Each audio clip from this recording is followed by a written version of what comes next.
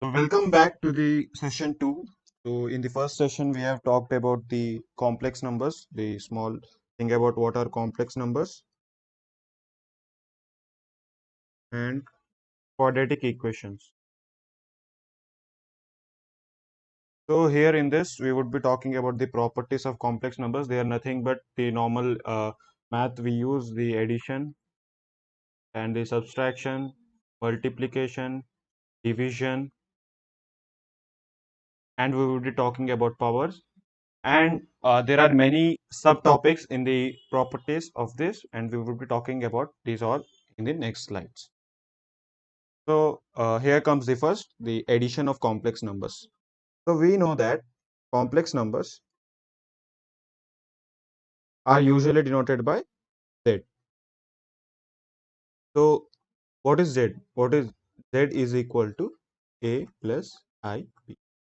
Z is nothing but A plus IB. So when we talk about uh, addition of a, complex number like Z1 plus Z2, it implies that Z1 plus Z2 is nothing but we are adding two complex numbers. So while we take Z1, while we consider Z1, it's nothing but A1 plus IB. Let us consider it's A1 plus B1. So when we talk about Z2, it's A2 plus IB2. So addition of complex numbers tells us that the only the real parts of the complex number get added up and the only the uh, imaginary part, like they both separately get adds up. So when we take this, it is wait a minute. So it is real part RE of Z1 plus Z2 plus imaginary part of Z1 plus Z2. Hope you got it. So now we when we talk about this, so here the real part is A1 plus A2. So when we consider this,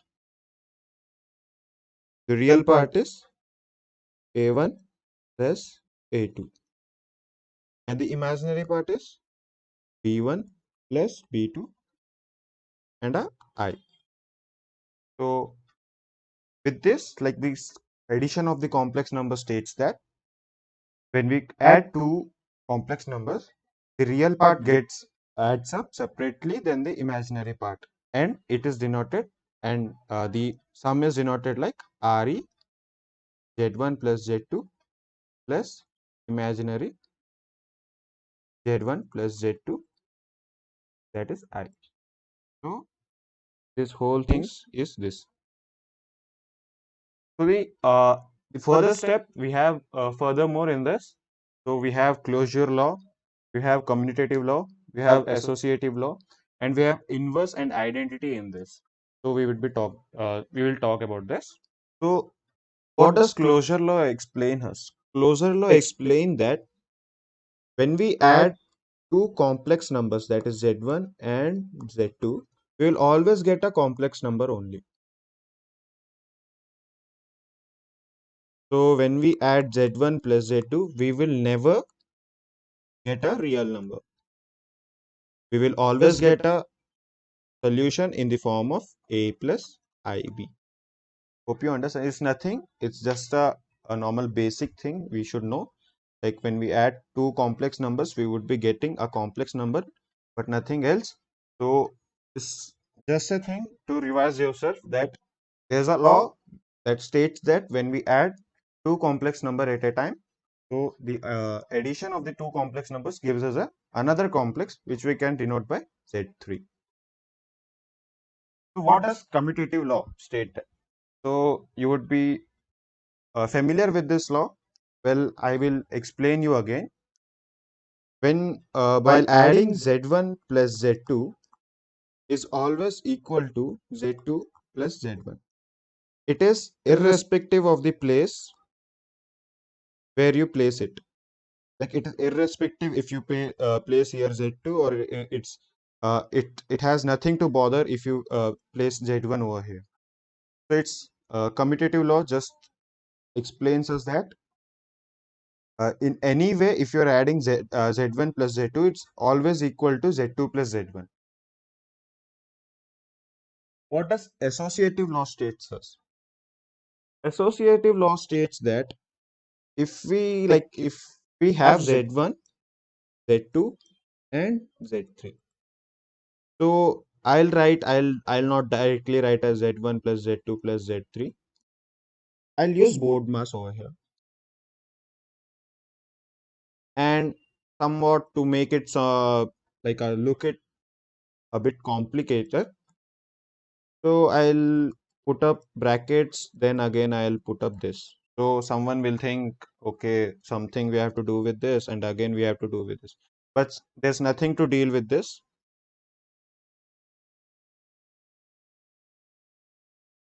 So nothing to deal with this. It's just simple. If you simplify this, it's nothing but Z1 plus Z2 plus Z3.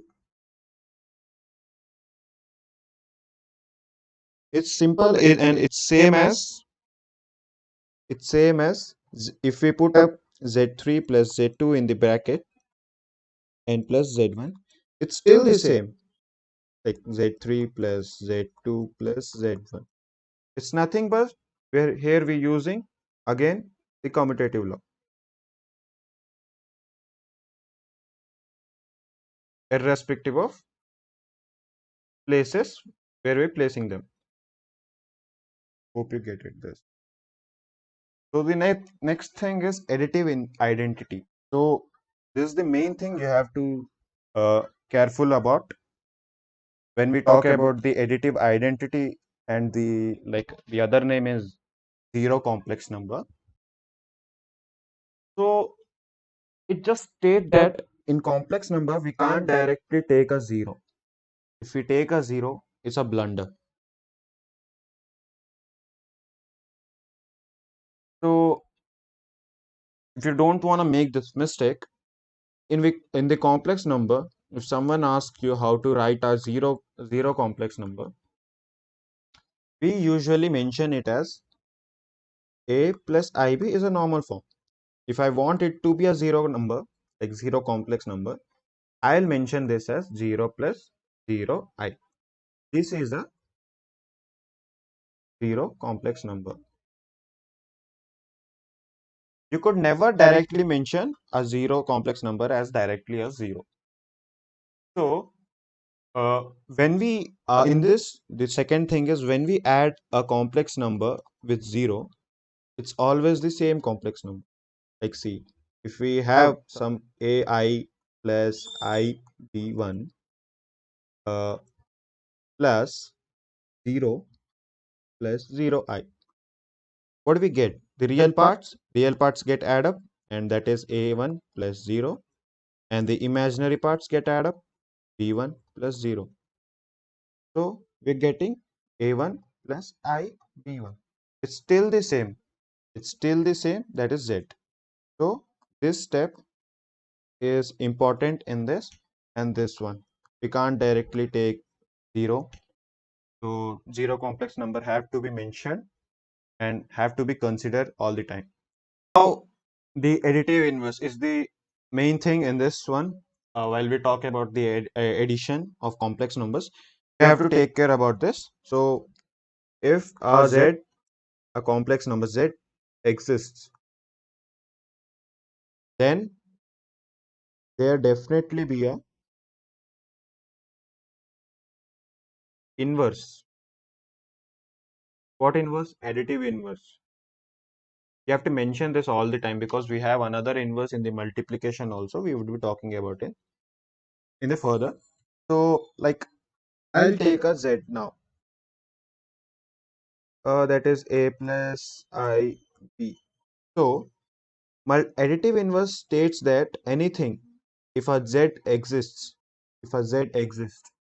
then there would be always be a inverse of z, that is minus z. So now if I take this as an example, so what would be the inverse, additive inverse? The additive inverse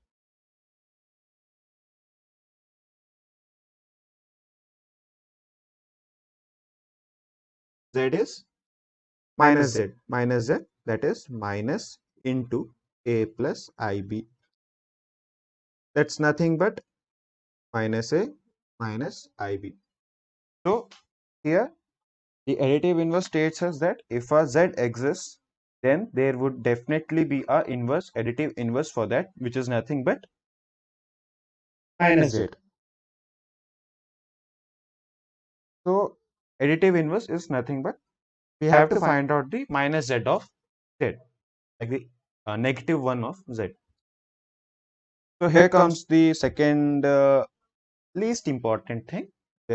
As you all know, difference as the same as the addition. We have the same laws, but here it's nothing but if I take Z1 minus Z2, as mentioned, Z1 is A1 plus IB1 and Z2 is A2 plus IB2. Then I have, it states that always difference is the real part of Z1 minus Z2 plus I, the imaginary part of, that is imaginary part of Z1 minus Z2. This gives us the difference of the complex number. So, there's nothing to worry about, like much worry about this. So simple one, like you have to take care when while you'll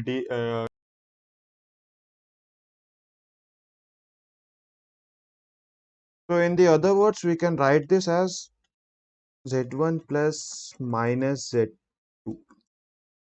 It is nothing but as the same as real part of Z1 plus minus Z2 plus imaginary part of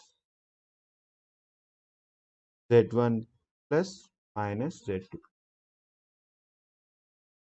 So here's nothing. That's the difference of complex numbers, same as the addition. So we have to keep in mind that it simply follows the rules of addition, uh, leaving the identity and the inverse. So it would be simply following this. And after that, we have multiplication of two complex numbers. So while we talk about multiplication, we have A into B. It is equal to AB. We all know that. So A into B is AB. So same here in the complex number, Z1 into Z2 is always equal to Z1, Z2. Nothing to worry much about this. So it's like, for example, I'll show if, but it's a bit complicated. You have to take care while doing this. A1 plus IB1 into A2 plus IB2. When I multiply this, you have to multiply each element to the each one. Like if I do this, it is A1, A2 plus IB2, A1 plus IB1, A2 plus, that is I square B2, B1. I square is nothing but A1, A2, I square. We all know I equals to root over minus 1. So I square would be minus 1. So here minus B1, B2 plus, we'll take I in the common. So B2, A1 plus B1, A2. So it's the multiplication. Like in the last, you would be getting multiplication. So as I told, A into B, that's not like it's not that much easier, but you have to always take in mind that I is there. I is there everywhere. So I is a imaginary part. So you have to take care of that always when you multiply a complex number. So same, we have the closure law that explains that that Z2 Z Z1 into Z2 is always gives us a complex number only, but not a real number. So as same mentioned in the addition. So commutative law is always like Z1 into Z2 is always equal to Z2 into Z1, irrespective of the places which are they are placed in. And the associative law states us if I multiply Z1, Z2 into Z3, it is still equal to Z3 into Z2 and Z1. So there's nothing too much worry about this. While you practice this, you will get. So the main thing you have to take care, the most important thing in the multiplication of complex numbers is this part. You have to very much, you have to be careful while doing this. So when I talk about the multiplicative identity, when I talk about the multiplicative identity, it is nothing but while you have Z, or take example, you have Z. When I multiply into 1, it always gives me a Z. For example, 1 is a complex number where the imaginary part is 0. So how do you mention that? So here 1 is equal to 1 plus 0 I. So there's a like we as we told in the previous one in the addition, there always exists a 0 complex number. So in the multiplication, we would be talking about the one one complex number. So always denoted as 1. You can't denote this directly as 1 because it has an imaginary part, but it's 0 over there. So while you take this, while we multiply into 1, it always gives us Z and it exists. So you have to take care of this one while doing while putting 1 as a complex number over anywhere. So you have to be careful about that. While coming to multiplicative identity, it's most important. Yeah, there are many questions on this one. So you have to take care about this. So while we talk about multiplicative identity, so you have heard, sorry, it's written wrong over here. Multiplicative inverse.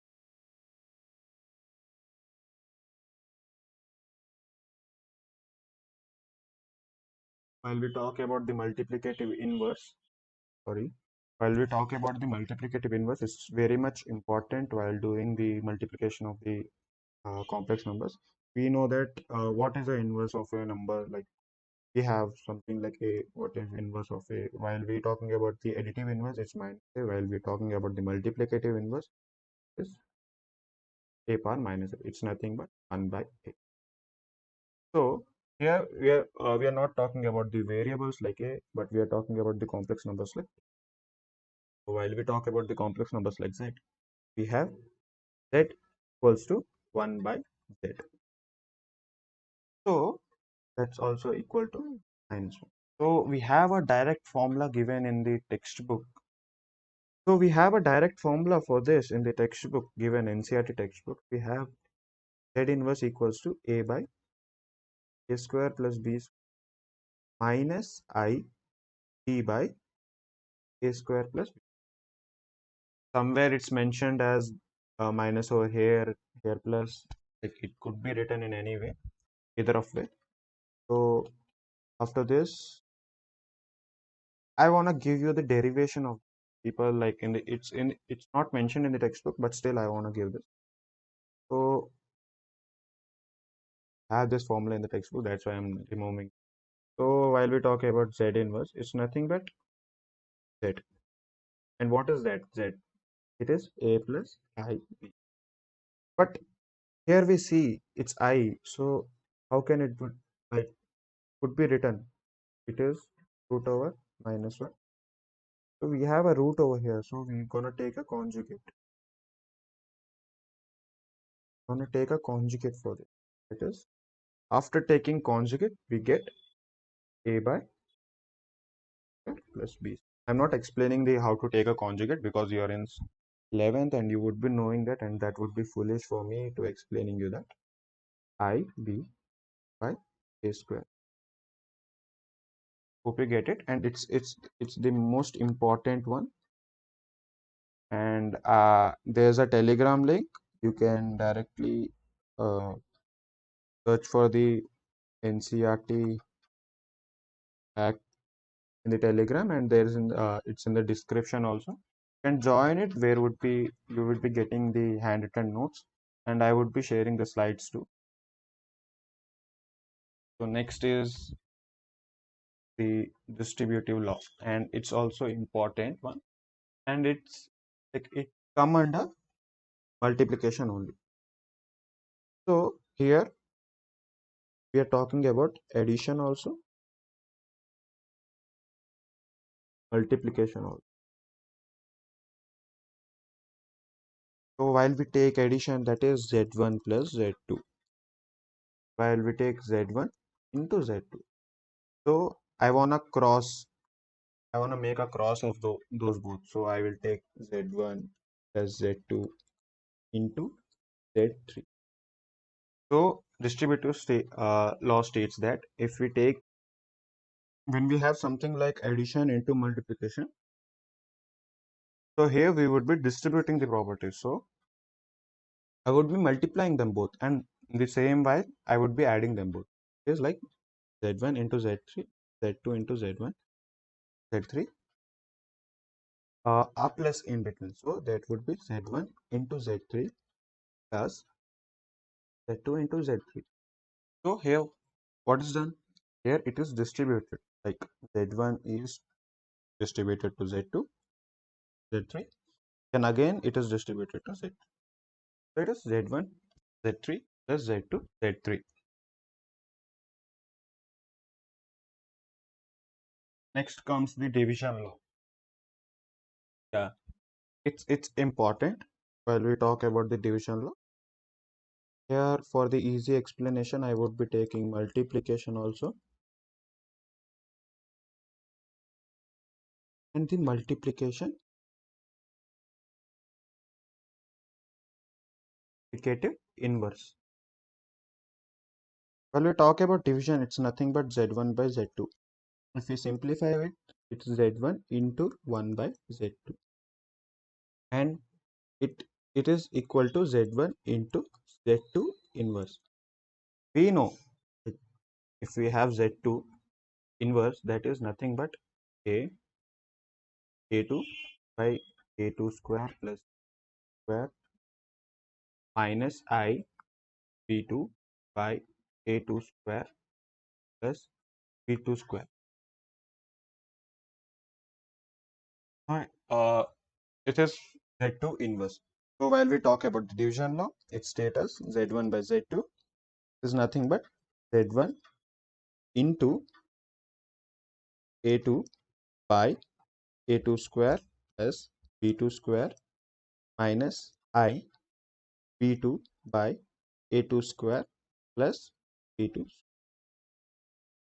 On further simplification, we can get a1 plus I b1 into a2 by a2 square plus b2 square minus I b2 by a2 square plus b2. So it's the most important thing. While there's nothing to divide here, it's just two things and you're gonna multiply them. So you have to take care while doing this. It's important, pretty important. So hope you get it. So the main question comes here. Can we find a square root of a negative number? Well, we have already used this before, but yeah, for a small this thing, I'm just showing you. So there's I, and it's a root of negative number. So we are calculating I square. What that is, and what is that? That is minus I. So while we taking something a negative number, square of a negative number, if I take something like I wanna find out square root of 3. So what is square root of 3? Now I minus 3. I don't know what is square root of. So I can simply write it as minus 1 into, I can take it out, minus 1 into root over. So here I know the root 3 value.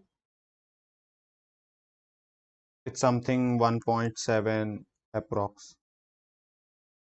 So if I take it out, the minus 3 is equal to, that is I 1.7, 1.7 I. Approx, I'm taking approx, don't, like, it's not correctly 1.7, the root 3, but it somewhere lies between 1.7 something. So yes,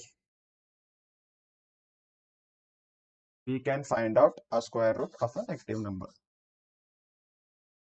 So with this, we would be completing our properties, and we have some other rules of complex number which we would be discussing in the next session. So in this session, I would be ending this with some examples given in the textbook. So I have screenshotted them.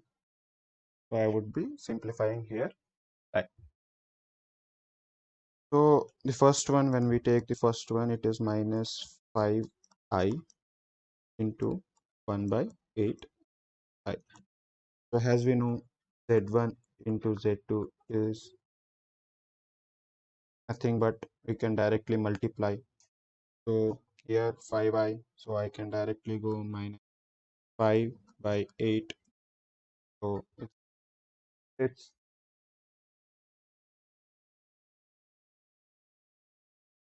it's 5 by I square, so because I into I.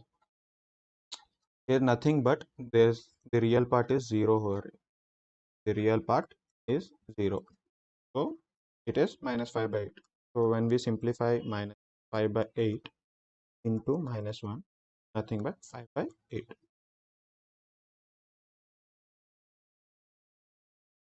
Yeah, when we talk about the second one, it looks like a complicated one, but it's a pretty easy one. That's minus I to 2i by minus 1 by 8i whole cube.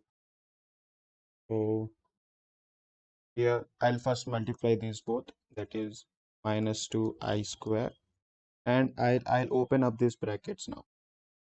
That is minus into minus become plus, and that is 1 by 512, because 8 cube is 512 and I cube, which directly implies us that is 2 by 512 to I power 5 is nothing but, like, we have a table. I'll teach you in the next class. I'll give you in the next class. That is like I equals to root over minus, and I square equals to I cube equals to minus 1 into I4 equals 1. So these four would be important throughout the chapter. So while we take this, that is 1 by 56 into I power 1, because I power 4 equals to 1, as from the table given. So this is the example 2 is given in the NCERT textbook. So we would be checking out the example 1 also. So that is, it's just pretty simple one. You can always, like, you can do it, but still I'm explaining. 4x plus I 3x minus y. They have told us that z1 and z2 are equal over here. So what does equality mean? Z1 equals to z, they have given us. So what does equality mean here? The real part of z1 is equal to real part of z, and the imaginary part of z1 is equal to part of z2. So while we take this, it is 4x, which is equal to 3, and 3x minus y, which is equal to minus 6. So I'll first uh, try to get the x value, that is x equals to 3 by 4 So I'll again substitute this value over here.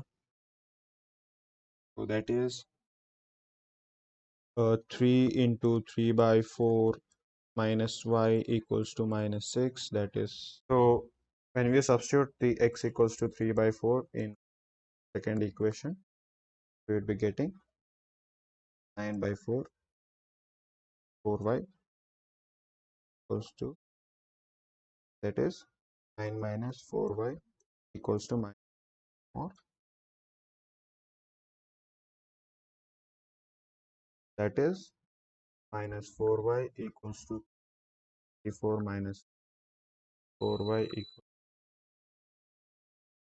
that is y equals to 5, 4. So here we got the answers. That is, we got the values of x and y, that are x equals to 3 by 4 and y equals to 33 by 4. So with this, we are done with the example 1 and 2 of the NCERT, and we are done with the properties of the complex number. So that's all for the today's session, and the next session we would be doing the example 3 and some exercise questions and the properties, like as I told before, which I would be discussing in the third session. So thank you. Please do share. And the main thing, the most important thing, share us your love. Bye bye.